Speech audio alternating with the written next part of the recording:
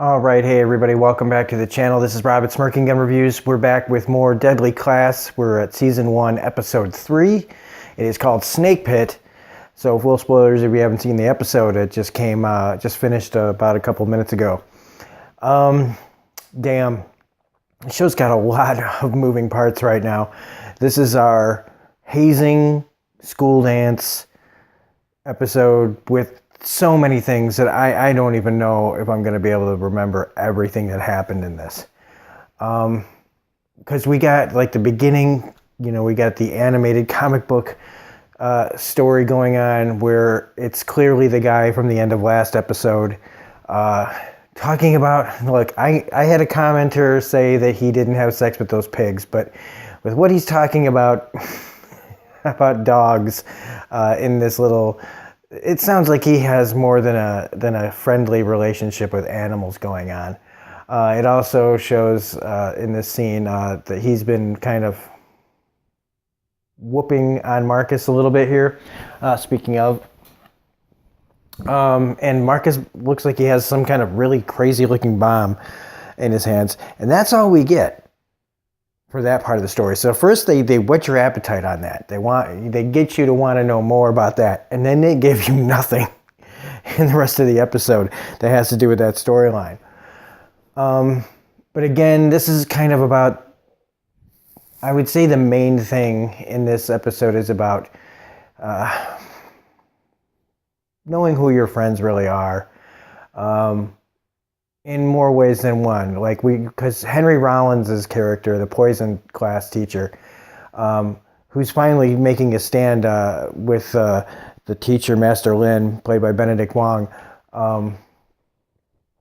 that he sees where the school is headed, and it's not in the way that he wants it to be. And as a friend, he's trying to tell, Lin, I want out of this. This whole thing is rigged. The legacies are always going to be fine, and the rats, the ones that are here to actually make real change, to have balance, create balance in the world, they're the ones that have no chance. It's saying something about the world too, but Lin and his friendship is tested here. Who are your real friends? Can you be friends with somebody in this kind of situation? And as we see by the end of the episode, which I don't know what room that is that like the superintendent? I don't know. But Human Furniture shows what she thinks of the students. I don't know what's going on in there.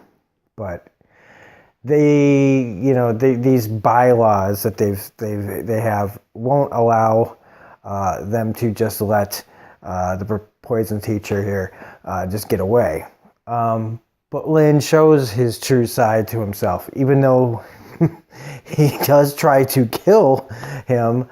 In the end, he can't do it. In the end, he has to let his friend go. In the end, he has to warn him, look, they're coming for you.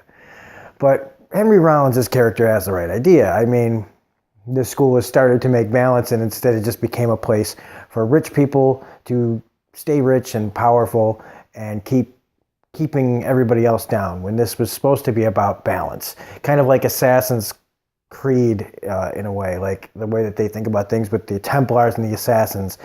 One's trying to control power, one's trying to, balance power. Maybe that's a stretch for some people, but that's just kind of how I see it a little bit. We've also got, people drawing lines in the sand as far as friendships go. Like the situation with Petra and man, I don't know what his name is, the guy with the mohawk. He's treating her poorly now because he told her about his feelings, but she went off with the Russian Victor, right? So, he's hurt, taking it out on her, and Victor's really laying it on thick to get Petra to go to the dance with him. And when she finds out that the redneck racists don't want her to go, she goes to spite them. And then you find out, very last second, and I did not see this coming, because Victor seemed really, really earnest in his interest in pursuing Petra. He betrays her to the redneck hillbilly bastards, the racist girls. and showing, like, if when she comes back to her group, they, as true friends, stand by her. They say, we gave you shit, but you're one of us. And that's another thing that Marcus goes through with Willie, where, Willie will be friends with him in front of, when they're by themselves, they can play Nintendo, or what the hell that game was. I know it's supposed to be Nintendo, but it is not Nintendo. It's like a cross between Atari and Nintendo. There's also a Better Off Dead reference in this scene when he goes, I want my $2. If you know what that movie reference means, I'm not going to tell you. You have to just know this one. I want my $2 though, Better Off Dead, great reference there. But Marcus, Willie learns later, and shows Marcus, that, part of, being friends and stuff, it's the patriotism thing about community, about taking care of your own people, realizing that the legacies, don't treat people right. And Willie is more like a rat than a legacy because he's a pacifist and he's not in it like these other people are. And so by the end, he does stand up for Marcus and gets in between him and Chico. And shows, by the end that they're playing games together, that they've got to start, really examining who they really are. That's another big part of the show. They may be getting trained to be killers, but they're still trying to figure out who they are just as teenagers. Another thing in this is the friendship between Saya and Maria, where they want to have a girls' night, and then it turns out, Chico kind of ruins it by telling Saya what Maria was doing when she was telling her that story about the having the house, that she's running a game on her, keeping tabs on her for Chico by saying the same old song and dance, and maybe pretending to be fake with her, but in the end, they're not being fake with each other. I think that story is real. And it's, this Chico guy, man, he's got to go. I keep saying it, and hopefully by next week, maybe we'll see some get us a little bit closer to Chico's demise, because they just keep putting him in situations where they could really let him die. In fact, if you haven't seen next week's trailer, it kind of reminds me of like The Breakfast Club. They've got the tension, but people are trying to kill them. So I still love how this show is taking all these high school movie, TV show cliches and doing something fun with it. What else do we got here? The prank war, the hazing and stuff, feeding them rat. That's pretty awful. I think they got off light. I thought that this prank war was going to get really bad. But the exploding ink, whatever, that's fine. At first I thought when he had the fireworks, they were going to maybe fire off fireworks into the party, but that's not what happened.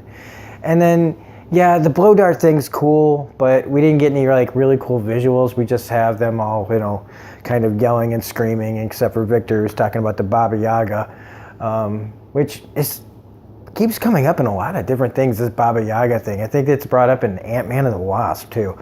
But again, another really solid episode. I'm really interested in seeing how much, the Henry Rollins and Master Lin relationship, where that's going to go. And just where they talk about finals, that him telling Marcus that he needs to learn what he can and get the hell out of here. So I'm thinking finals probably means kind of a maybe battle royale type situation. But also, what else? I like what Petra and the Mohawk kid got to have their little dance. And now that's I think I've covered just about all of it in some way. Maybe not everything 100%, but it is a really good episode. Just there's so much going on right now. I feel like I kind of wished that they had focused a little bit more, but with all the different characters and all the different arcs going on, it's a little bit hard, especially when they're only doing 10 episodes, I think, for this first season. So, but next week does really look cool. I'm really excited to see kind of a detention turned deadly situation going on. We got Erica Serra back for the the one class where she taught the blow darts. That was a great scene. Also, the atypical fighting scene where I forget the actor's name, but he was in. He played the Swede on Hell on Wheels. He's always playing kind of a really creepy guy, and in this he actually really sounds like a normal guy. And I liked that he was helping our Marcus here by trying to tell them that plans don't always go as planned, and just because he kind of fell over and you think he ruined it, it was how he rolled with it and improvised while you guys kind of just stuck to the same old thing.